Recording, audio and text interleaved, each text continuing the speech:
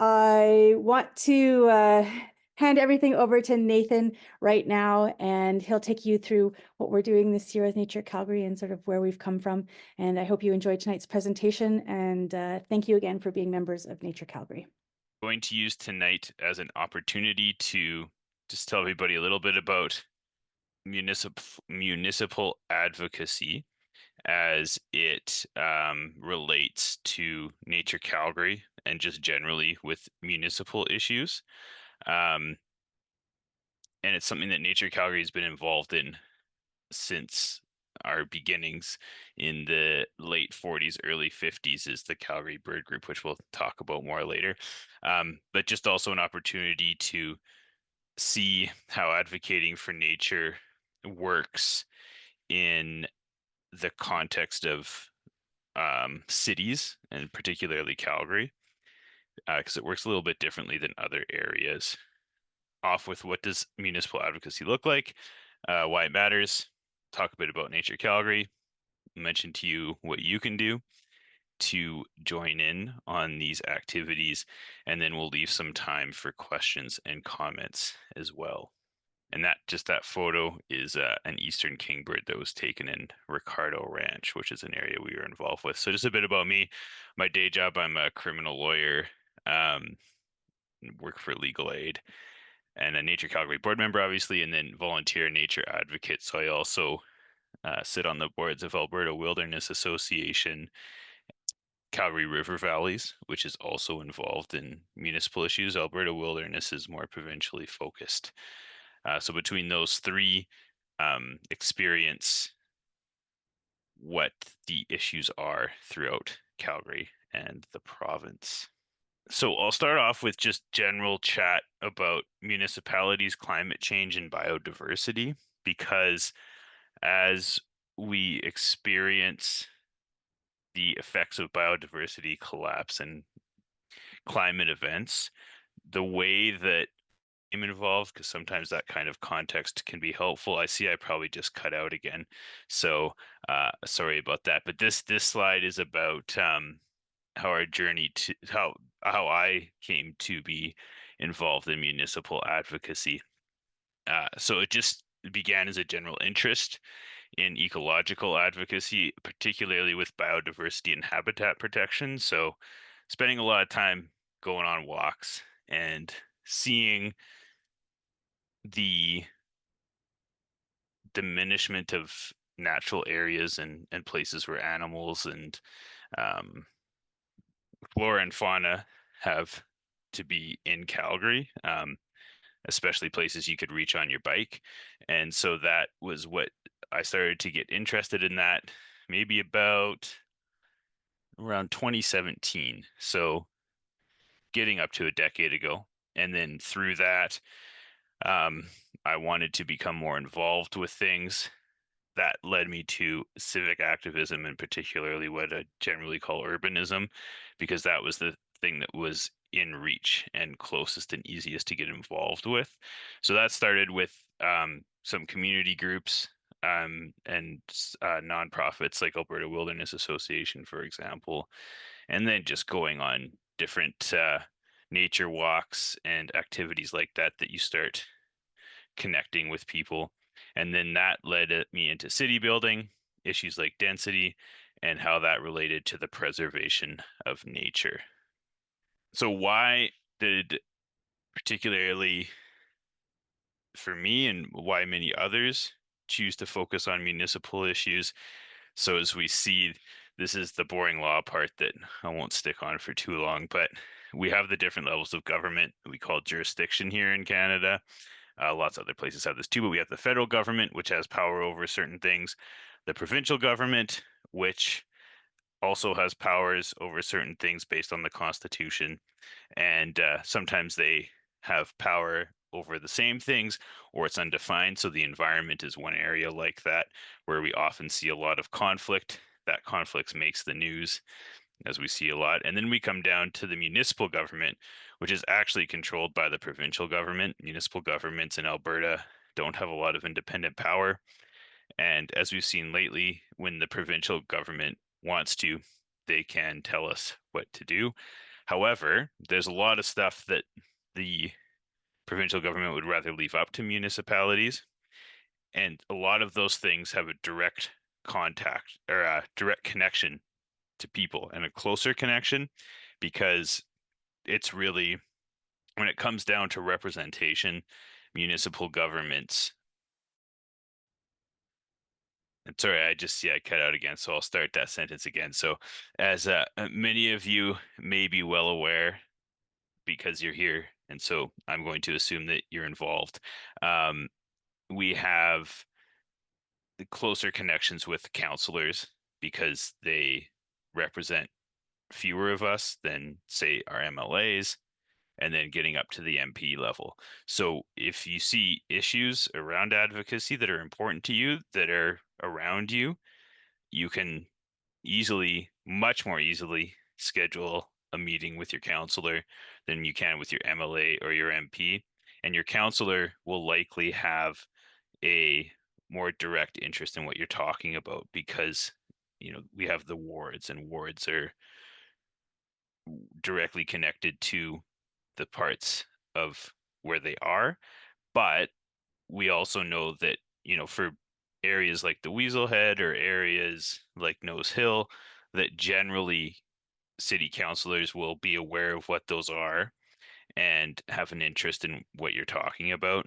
Of course, that's dependent on who your counselor is and what issues are coming across their desk. But I think that's generally true. So then, with the points of being accessible politicians is always helpful. Limited party ideology, hopefully, is that's going to be a new experience for us. Um, I did a similar presentation a couple of years ago, back before we had municipal parties. Um, and I said no party ideology, but now we know that that's changed a little bit. I always thought that to be an advantage because they're more willing to focus on issues rather than towing a party line. And then meaningful issues. So again, that relates back to the direct connection we all have to the park that we like to use, to the birds we see in our neighborhood, things like that. And so it's that's one thing that especially um, led me to become interested in it. So how does it work? And the photo you see there is from our garbage pickup this year from the 68th Street wetland. It's just one of the piles I think that we collected with a group of volunteers. But, and sorry, you know what? This didn't save correctly. I'll just fill in the blanks here. Those S's, of course, are meaningless at this point. But with politics, we have public hearings. You have things like bylaws that control city rules. We have city administration. So the urban biodiversity team, the climate team, and then we have city councilors. So you can talk with them directly. You can contact administration. You can find ways to contact them. Uh, it's certainly suggestions that you can bring, and people will listen when you bring those suggestions, and they'll generally be interested in what you're talking about. Then we have community projects, so stewardship. So that involves things like taking care of our natural areas, for example. So that would be, we have partnerships with the Weaselhead Preservation Society. We have volunteers that are always out in places like Carburn Park and giving us advice about what they see there and what could change there. We also have education. So that would be things like our field trips, for example, that we host regularly. And so with those field trips, you have the opportunities to learn more about what's around you from people who have expertise in the area. And then we also have like data collection. So the City Nature Challenge is something that Nature Calgary does in particular, but you can do that yourself when you use things like eBird that can give us good information about what you see when you're out walking, or iNaturalist, those things as well. Your community association will often have different types of projects that you can get involved in that they're leading, or other nonprofit groups and organizations around the city. And then we have individual action. So volunteering is something that you can do. You can speak out if you see something. You can let people know either directly, um, which I do a lot when I'm walking in natural areas and I see off-leash dogs, which the people I go walking with don't often enjoy.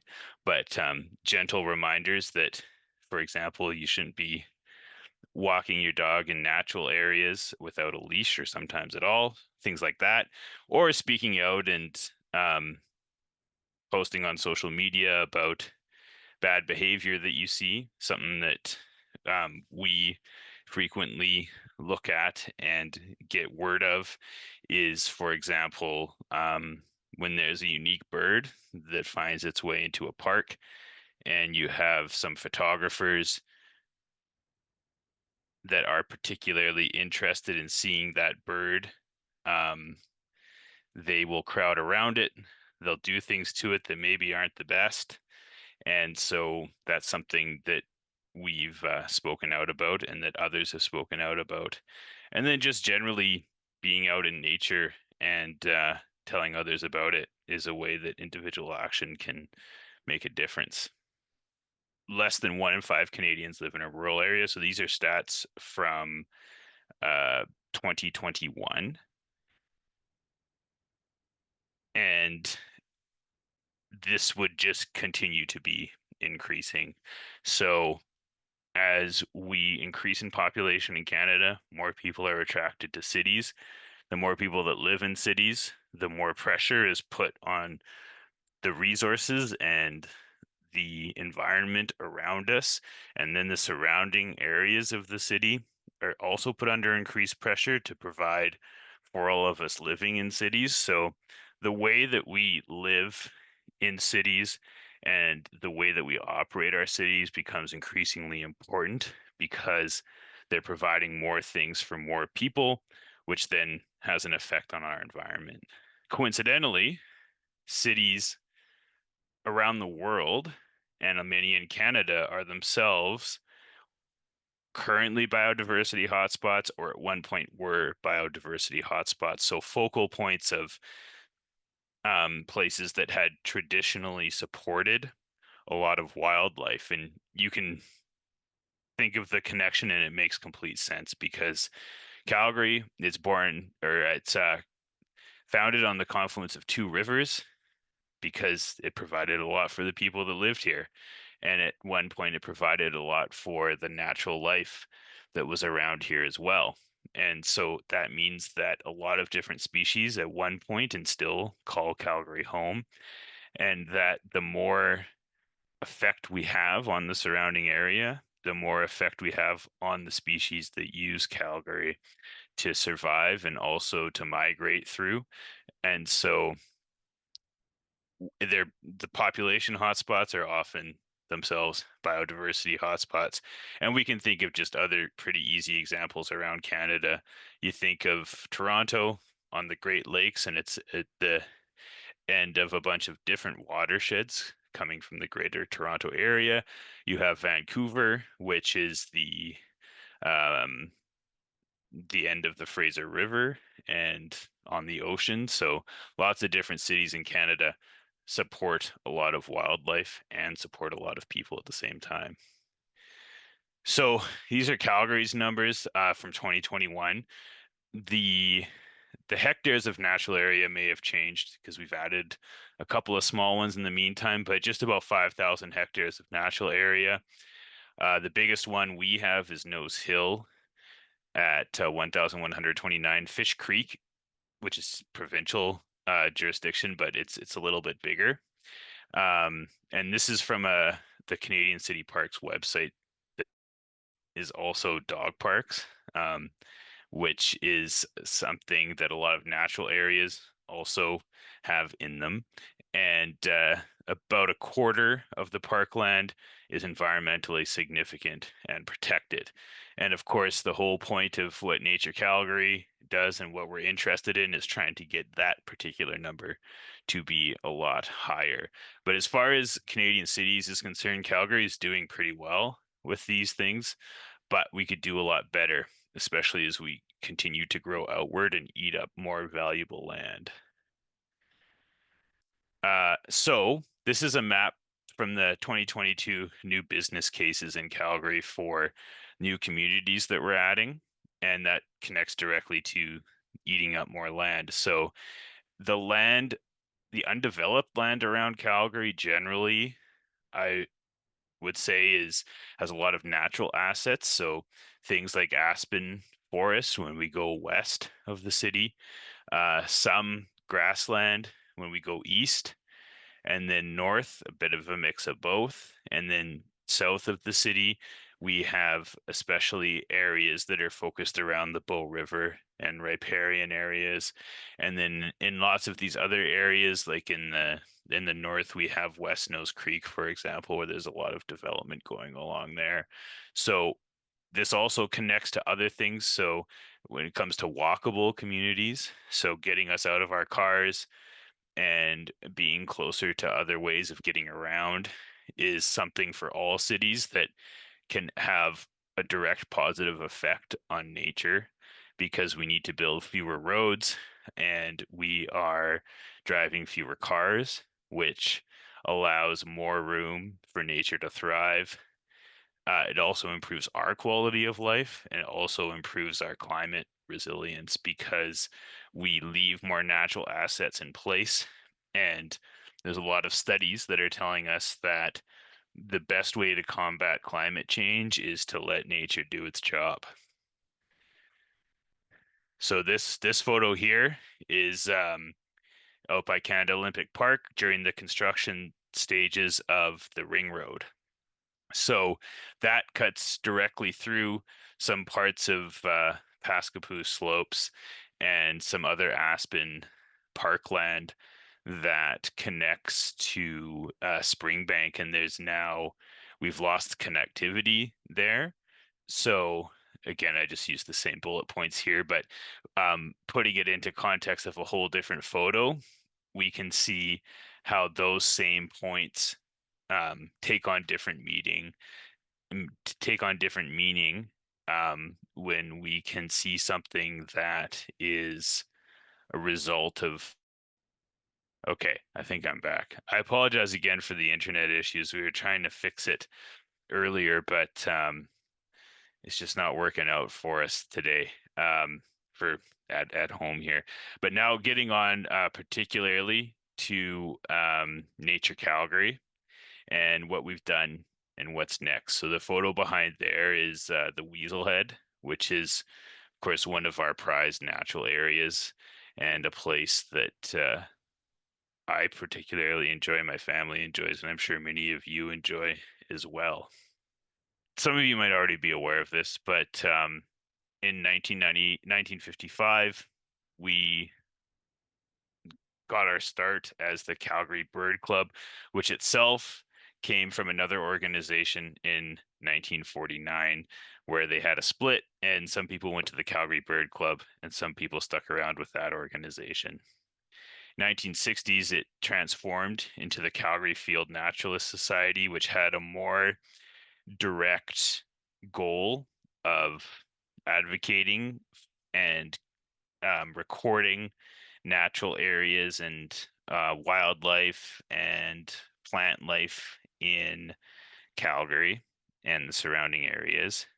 In the 1970s and 1980s, we changed our public facing name to Nature Calgary and became more um, involved in advocacy. And then in the 1990s and beyond, we've become an important part of Calgary and show up in many different places at many different times. So, in doing some research about this and about the history, um, the city has at times relied on the data collected by our volunteers. So we published a regular newsletter, and that also included efforts at data collection. And surprisingly, the city of Calgary doesn't have its own department and dedicated team that collects this kind of information. And so our efforts over the years have become very important for the city to be able to measure the wildlife and the plant life and the health of those things in Calgary. And I was looking back um, through old parks reports. So the Parks Department used to regularly release annual general reports, at least up until the 1990s, from what I could find, and as early department. So we've been a big part. Oh, so and thanks to Kaya for letting me know when I cut out and I need to repeat the points. But as early as 1977, we were included in the annual reports for the Parks Department, and Calgary Field Naturalist Society was thanked directly by them in multiple times since that point for our efforts in providing valuable information and valuable volunteer time to the efforts undertaken by the Parks Department. So what we've done, natural area creation and preservation. So this includes places like the Inglewood Bird Sanctuary, um, Nose Hill, and Edworthy Park, which our volunteers were directly involved in advocating for. Education through our field trips, presentations, and events. And then direct advocacy. So that would be where we've written letters to public hearings, to the Alberta government, and to the public about something that we believe is important.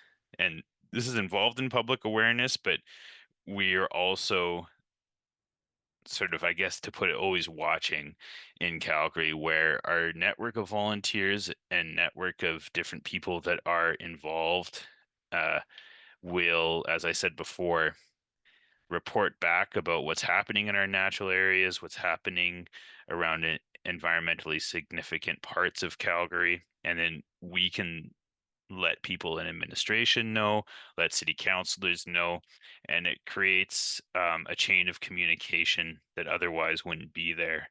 And we're the overarching organization in a lot of cases that allows that communication to happen.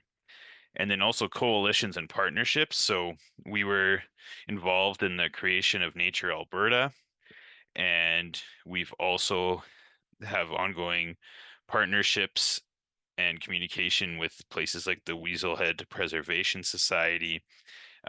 When we were advocating for Ricardo Ranch, for example, we joined up with almost a dozen other nonprofits to write a letter and to write an op-ed about why it should be protected. So throughout the years, we've contributed in these areas as a group and with other groups. And we're not alone in Alberta either. Most cities have a group like ours that will uh, basically look at the particular issues in a municipal area and then work with groups that have a wide um, coming up again, unfortunately. Okay, I'll start at that point again. This is another one um, that is ongoing with us that we were initially successful with, but is something that is coming up again. And it includes solar development projects around Frank Lake. So as you can see here, in 2023, along with some other groups and the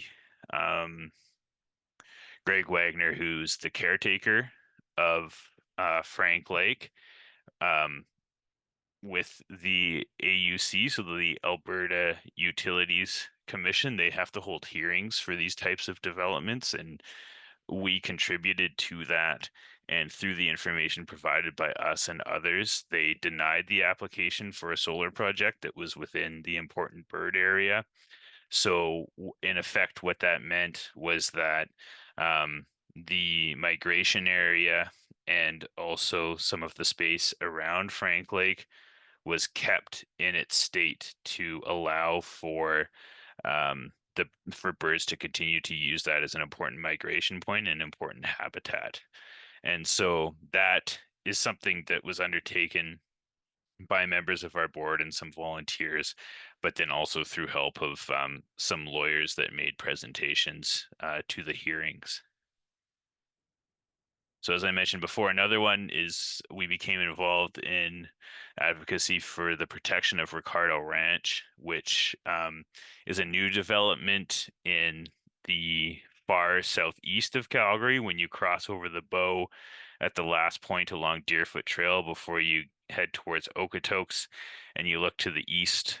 There is a large area that's undeveloped along the Bow. And so we um, advocated with the city, participated in public hearings to try to see if parts of that development could be altered so that we didn't build directly in the river valley and kept the development to above the escarpment that you can see in the right of the photo there, so the top part. Unfortunately, we were unsuccessful with that one, as the headline notes, but it did create a dialogue. It created new relationships for us with city councilors, and it made the developers aware that people care about this stuff. And when it comes to protecting and making changes to future plans for recreation areas in the remaining parts that are undeveloped, um, there's now an avenue for us to continue to, and that allows some of what's there to be preserved. And sorry, I think I cut out again. So I'll say that it just creates that relationship for us that as this development continues, and it'll continue over the next 5 to 10 years, that there can perhaps be some tweaks or some reconsiderations as it moves along. And so that's an important relationship as well. And then looking back in time, this Nose Hill was an interesting battle that happened, um, as this article states, in the 1970s, where there was a proposed development. It got a lot of the way there, and then kind of similar to what happened with Ricardo Ranch, but with more success. Um, Citizen groups, including the Field Naturalist Society, um, went and advocated with the city very strongly to the point where city council was convinced to withdraw the permissions to create a development on Nose Hill and preserve it as a natural area. And so that's, of course, now one of the most cherished spots that Calgary has and is something that the city touts around really when we're talking about Calgary and advertising Calgary to the world, we talk about areas like Nose Hill. And that brings us to another point where something that we're involved in is when we talk about the preservation of what we already have. Um, Nose Hill is a place that some aspects of it have suffered due to the types of use. And so another opportunity we have as a group like Nature Calgary is to advocate for ways we can alter our relationship with natural areas like this. And through changing that relationship, we can improve the health of the places that we've already protected. And then our president, Kaya, um, I hope, Kaya, you're okay that I'm using a photo of you, but this is another, and our vice president, Matt Wallace, is really involved in this as well. But the City Nature Challenge happens every year, and Calgary is one of the most enthusiastic participants in Canada, and it involves a few days of people going out and taking photos of observations, plugging them into iNaturalist, and that data is collected by another organization that then publishes the results. And we call that citizen science, but it's become very valuable and is actually now used by some official entities to make decisions. And so when people make observations that are then verified through other volunteers, that information essentially becomes concrete and can be used when we're making decisions about where to develop things, what things to protect. And so the City Nature Challenge is one way that we can encourage a whole bunch of people at one time to participate and to collect a lot of data. And so, sort of through an arm's length process, Nature Calgary is involved in that in a really meaningful way. And then, which some of you probably have participated in, is our field trips and learning how to bird. Birding is, for me, one of the ways that I became more interested in these issues because it's an excuse to go for a walk and it gives you an activity to do while you're going for a walk.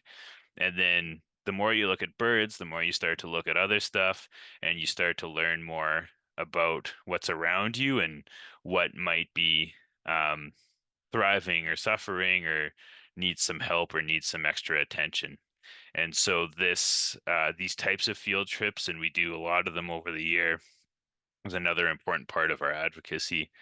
And then this one is something that I always like to come back to because this is the a provincial document that was published in 1983 that is still used today and still referenced on the city website when it comes to environmentally significant areas in Calgary.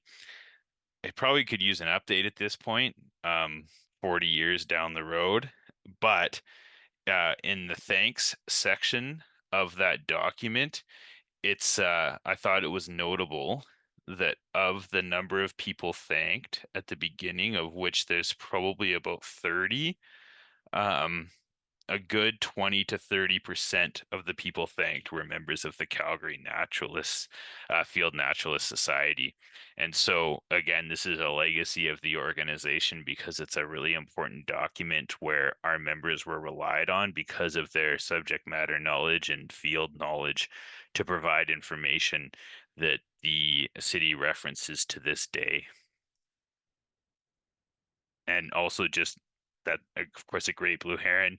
Great blue herons were a focal point of our advocacy for Ricardo Ranch because that is the last nesting site for herons in Calgary city limits. And so um, at the furthest point, which is not being developed, luckily, um, along the river, and those are the heron nests. And um, unfortunately, okay, I see I cut out again. So those structures are the heron nests there, which there's a provincial recommendation that the building radius be 1,000 meters to avoid disturbance because they'll abandon the entire nesting site if they're disturbed. And unfortunately, it was approved that they could build within that radius and only set back 750 meters. So that played a big role in what we were asking to have changed with Ricardo Ranch. And it's notable that the heron is on the cover of this document here. So getting to the final point about what can you do when it comes to these issues and when it comes to your participation with Nature Calgary or even any other organization. So you can always speak up. The more people we have that know um, the different places in Calgary and have their interests and are able to express those interests publicly and their concerns, the more of a chance we have to protect what we have around us. Educate yourself as well. So there's a lot that lurks under the surface. And every time I find that I learn a little bit more, I can see more problems, but then also can see more solutions. So when you learn things, you're also able to advocate for change. Volunteering is big step you can take. Donations are great, of course, but as somebody who works with a few nonprofits, people willing to put in some time and to contribute to the things that we do is a huge help because we're all volunteers too, and the more hands makes lighter work. And then now we have the beginnings of a particular committee that we are using to speak about and to come up with new initiatives for advocacy. And it's in the early stages. Um, However, we would like to use this as a way to re-energize our advocacy efforts and to continue to be that organization that when we look at the history of when we look at Calgary's natural history and ongoing natural history, Nature Calgary is a big part of that. And so we have an email address, and it's advocacy@naturecalgary.com. If there's anything that you want to know, if there's something you want to do, if you have other questions, we do sometimes get inquiries directly at that email, and we check it regularly. So that's the best way to get in touch. But participating in Nature Calgary generally is a way that you can do that as well, and with any other organizations or just individual efforts. So, despite my internet problems, I hope that that presentation was interesting and useful for all of you. And I am happy to stick around and take questions or add any other comments. Now that I'm not sharing my screen, maybe the internet will be more cooperative. But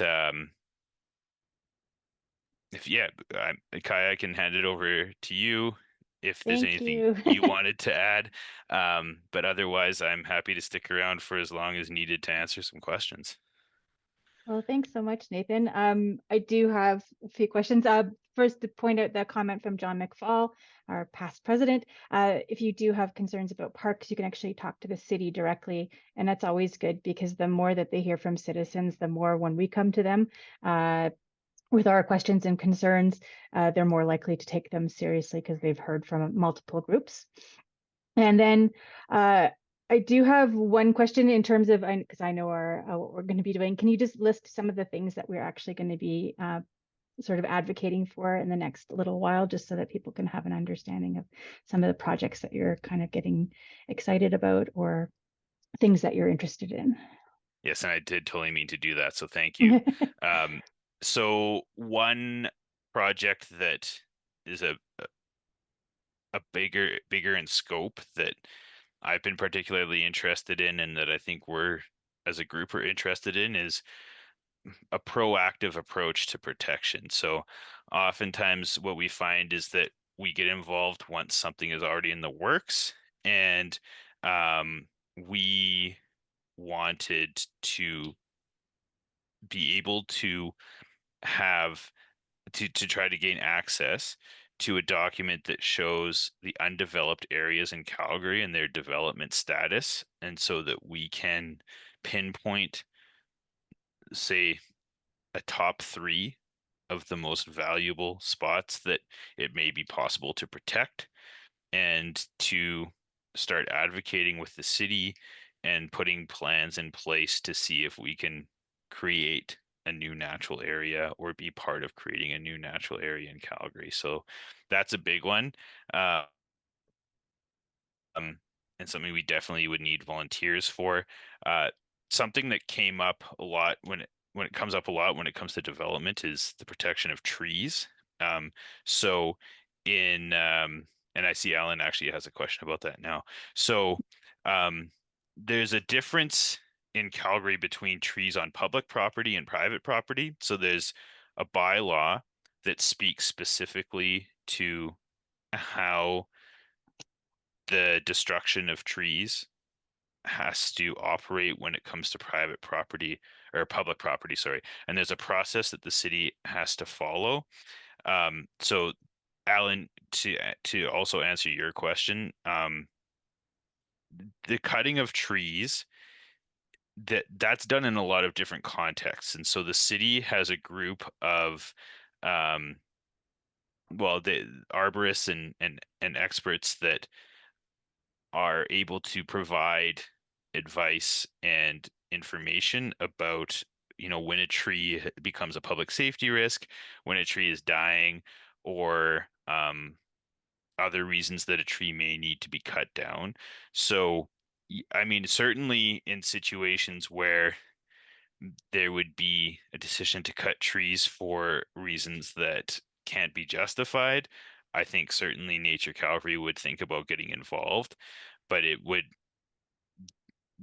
but also there could be a dialogue. If you have concerns about trees that are being cut down on public property, then that's something that you could reach out to us through the advocacy email, and we could assist in looking into that. Um, when it comes to the bylaws on private property, there is not a bylaw that controls how trees are protected and preserved on private property. So when it comes to development and say um, tearing down a 1950s bungalow where on a big property and putting in a much larger home that uses up more space, the trees that are on the private part of the property, the city essentially has at this point, no control over. And other cities have found creative ways to um, essentially the carrot method to incentivize preserving trees on private property and to provide resources for that. So one thing that we're slowly starting to work on is looking at bylaws and methods from other cities in Canada, particularly Alberta, because each province has a different set of rules governing the relationship between provinces and municipalities. So they're not directly translatable between provinces, but the ideas could be used. And so that's something that we're also interested in. And then Ricardo Ranch is an area that we're continuing to keep an eye on, and that we would like to keep a dialogue with the developers that are involved there when it comes to creating the recreational pathways that the city will also have a role in, to see if we can keep those pathways out of the natural area as much as possible. And on John's point, another thing I'll mention that's effective when it comes to expressing concerns um, is the 311 app, or calling 311 when you see rules being broken in parks. So I do this a lot, and I did meet a bylaw officer around the Storm Pond one day at the Weasel Head or at North Glenmore Park. And so, which was shortly after I lectured a dog owner about letting their dog swim in the pond, which was good timing. But I initially joked around with him saying, "Oh, I guess it must be annoying when you get a lot of these 311 reports." And he said that they actually really like it because um, it gives them information about where they should put their resources. So if you notice an area in a park where, like, there's a fence that is the park, oh, the name's just escaping me in the moment, but across from Carbon Park there's the fencing that's supposed to keep people and their dogs out of the certain sensitive areas that people have now found a way to get around. So that's an area, for example, that I've reported multiple times that gave bylaw a heads up. So the 311 app is also very useful and it's easy, and it can be anonymous too. If you just use the app and take a photo with your phone, you can report it. You don't even have to interact with the people that are breaking the rules. And then it just goes directly to the bylaw team that deals with that area. So, um, And I can add to that. I've talked to a number of different bylaw officers, and they said that unless somebody reports it, it doesn't show up in their statistics. So if we're concerned about dogs off leash in these natural areas, the more that we report those, the more likely they are to see it as a problem or something that they need to put those resources towards. So I also am part of Weaselhead on staff there, and we as staff have continued to report that. And now I can say that for the first time ever, we've actually seen bylaw officers going down into the park and ticketing people. So it does work, but we do need to use that 311. And I know sometimes it's a bit annoying because you're out there for a walk, but if they don't know about it, or if it's not recorded as statistics for the city, they don't think it's a problem. So the more you can do, it's like the citizen science, the more data you can gather for the city, the more likely they are going to be concerned about that. So again, anything that you see, report it. And it also gives the bylaw officers the resources like bikes so that they can go down into places like, say, Nose Creek, Weaselhead, into those parks to actually deal with the problem inside the park, because they have to have a way of getting back to their vehicles quickly. And if they don't have the resources, they can't. They just basically have to stand in the parking lot. So And there's also a question, and John, you're here. You can certainly, if you want, comment on the question about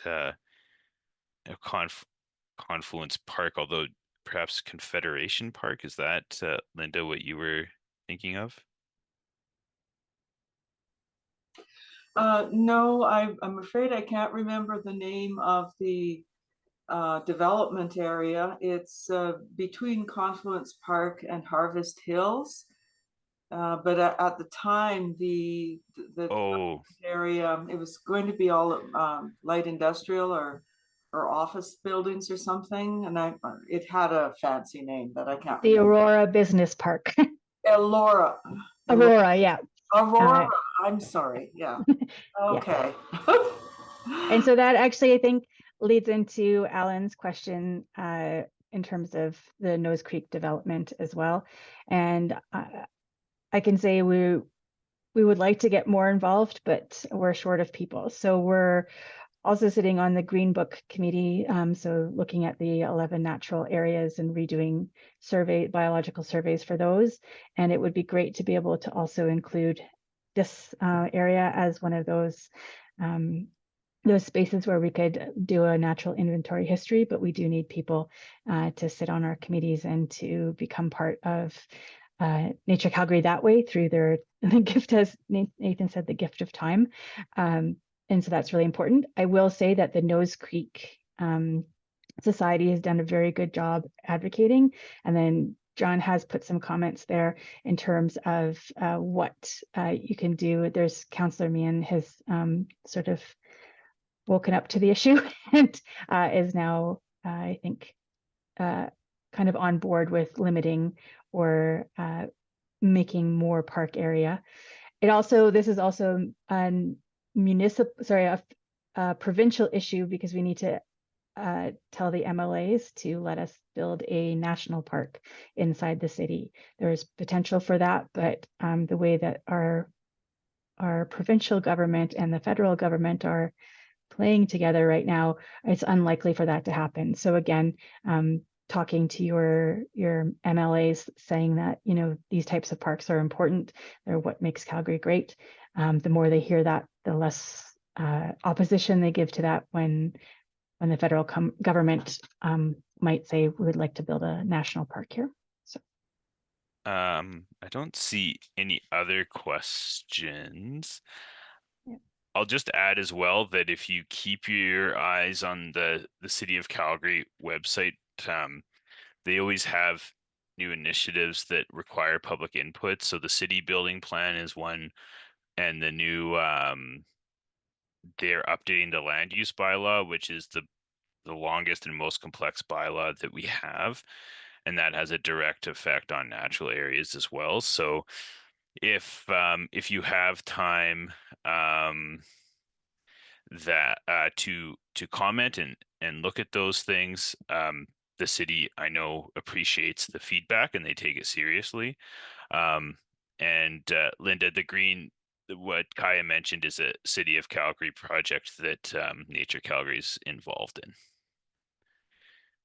But yeah, through those initiatives, they look at generally where they're getting the areas where they're getting the most comments. So if it comes to something where there's a flood of people with environmental concerns, then that flags the administration to look at the way that they've dealt with that part of the bylaw or a part of a plan. And then they will focus on that because the city is always hyper aware of public feedback and of public input into different ongoing projects and changes they're making. Yeah. And again, to more fully answer your question, Linda, there was an inventory in the 1970s done for 11 natural area parks, and along with the Alberta Native Plant Council, Nature Calgary is working with them to resurvey those 11 natural areas to see what kind of changes we've seen over the last 30 to 40 years. And so to again provide some context and biodiversity data, because as Nathan said, unless they're doing something in the park, they're not collecting data on a regular basis. And so that has led to sort of this, I guess, gap in information, and that leads to different planning decisions. So allowing off-leash dogs, allowing more walking trails, not putting enough fencing to protect areas, things like that. So that's one of the aims of that natural area surveys, to try and not only find what we have in terms of biodiversity, but what we should be preserving more stringently so that we don't lose it. So for example, there's a fescue grassland in the Weaselhead that needs to be protected. And so finding those areas that do need more protection. So I don't know, does anybody have any other questions? If not, I want to thank Nathan for doing that and for being on coming and volunteering on Nature Calgary's board, and to take up the mantle of the advocacy committee, because it is a big job. He's also roped in his wife, so thank you so much for doing that. So they're a team effort. And I really appreciate all of the time that they've dedicated to this, along with having a baby. So I'm a busy couple. But again, we are looking for volunteers, and we do need people to look at our annual financial report. So if you have any ability to do that, please email me at president@naturecalgary.com. And a newsletter should be coming out with our AGM is coming up, I think, on November 17th. And we have a guest speaker for that. Dr. Heather Addy is from the Calgary Climate Hub. She's also a professor emeritus, I think, from U of C. She used to study fungi, but she's now involved with the Tiny Forest projects. So she at the Calgary Climate Hub. So she'll be talking on that at our AGM. And so you should see some email in your inbox tomorrow about that. And then in December, for our speaker series, we have Dr. Dale Leckie, and he's talking about the sort of interactions between geology and landscapes, and what wildlife you see in there. So he's got a new book out on that. And so hopefully it's just in time for Christmas, and we hope to see you guys then. So thanks so much for coming out tonight. And if you have any questions, always reach out to us. Thank you.